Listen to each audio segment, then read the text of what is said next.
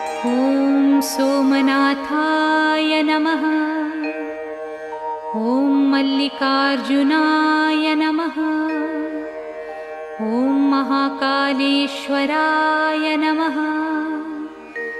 ॐ ओंकारेश्वराय नमः। ॐ वैद्यनाथाय नमः। ॐ भीमशंकराय नमः। ॐ रामेश्वराय नमः। ॐ नागेश्वराय नमः। ॐ विश्वेश्वराय नमः। ॐ त्र्यंबकेश्वराय नमः। ॐ केदारेश्वराय नमः। ॐ भुस्मेश्वराय नमः।